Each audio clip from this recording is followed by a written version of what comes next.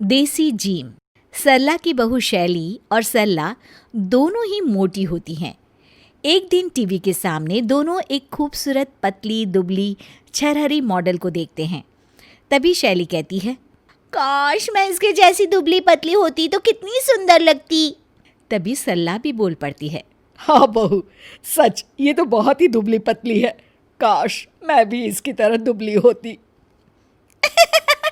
अरे बस करिए माँ जी, बुढ़ापे में सठिया गई हैं क्या?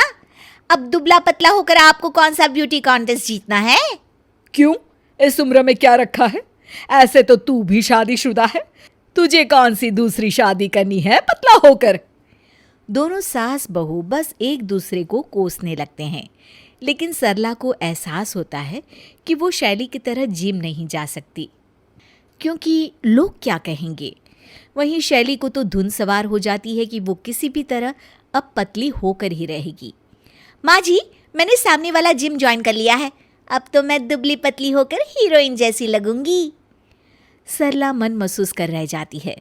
बड़ी उम्र के कारण उसे जिम जाने में शर्म महसूस होती है, लेकिन सरला को एक आइडिया आता है। वो किसी न किसी बहाने से शैली से जिम की बातें पूछ ही लिया करती थी। ए मोटी, आज तो तुझे बड़े पसीने आ रहे हैं, लगता है खूब एक्सरसाइज की है। हाँ, आपको क्या पता कितनी मेहनत करनी पड़ती है जिम में। ट्रेडमिल पर चल चलकर तो मेरी कमर ही टूट गई। कमर नहीं, कमरा बोल, कमरा।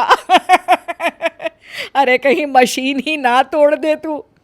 बस भी करिए, जैसे खुद की फिगर तो शिल्पा शेट्टी वाली है जो मुझे ताने दे रही हैं। साफ साफ कह रही हूँ माँ जी, मुझे ताने देने बंद कर दीजिए। एक दिन मैं आपको छरहरी बन कर दिखाऊंगी। हाँ, क्या कह रही थी? ट्रेडमिल? ये कौन सी मिल होती है? मील नहीं होती, जैसे समझो लंबे लंबे रास्ते हैं और चलते ही जाना है, चलते ही जाना है। जैसे पार्क में देखो सुबह सुबह लोग कैसे वॉक करते हैं, बस उसी तरह का है।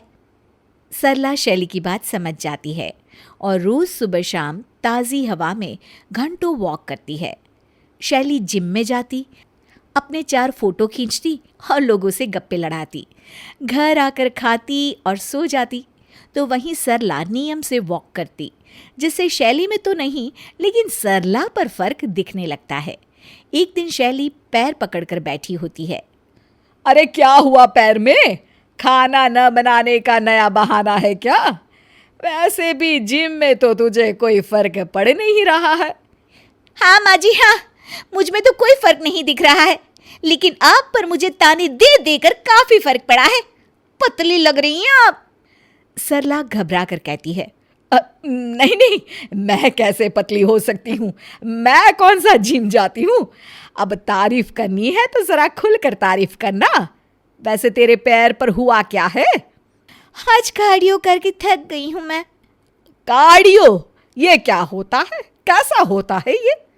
अरे क्या करेंगे, जानकर रहने दीजिए ना। बता रही है या तेरे इसी पैर पर जोर से मारूं? हैं? अरे अरे बताती हूँ माँ जी। कार्डियो बिल्कुल वैसी ही होती है जैसे कोई साइकिल चलाता है। समझ लीजिए साइकिल चल रही है, लेकिन कोई कहीं नहीं पहुँच रहा है, बस चला जा रहा है, चला जा रहा है। अरे आग लगे तेरे जिम को, जहां लोग चलते तो हैं लेकिन पहुंचते कहीं नहीं। वैसे तू भी वहीं की वहीं लग रही है। जैसी मोटी गई थी वैसी ही मोटी अभी भी है। हाँ हाँ, वक्त लगता है किसी भी चीज में। ये कोई खिचड़ी नहीं है जो दाल चावल मिलाकर कुकर की सीटी लगवा दो और तैयार। अगले दिन से सरला एक साइकिल लेकर घर के अंदर ही घंटों चक्कर लगाने लगी। यहाँ शैली जिम जाती तो वैसे ही सरला वॉक और साइकिलिंग शुरू कर देती। देखते देखते एक दिन सरला पतली हो जाती है, लेकिन शैली वैसी की वैसी ही मोटी।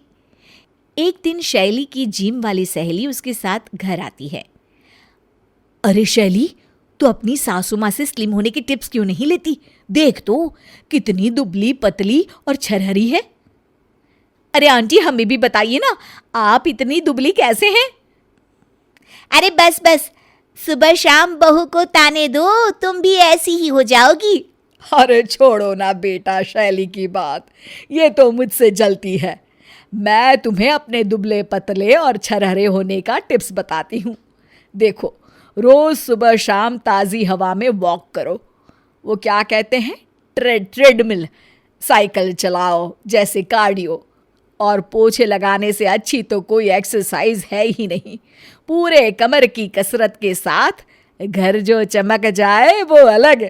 हाथ से मसालों को कूटना और बस आंटी, मैं समझ गई, फालतू ही जिम में इतने पैसे देकर समय की बर्बादी कर रही हूँ। मैं तो बस कल से ही आंटी के टिप्स पर काम करूँगी और हो जाऊंगी पतली दुबली आंटी की तरह। और तुम शैली?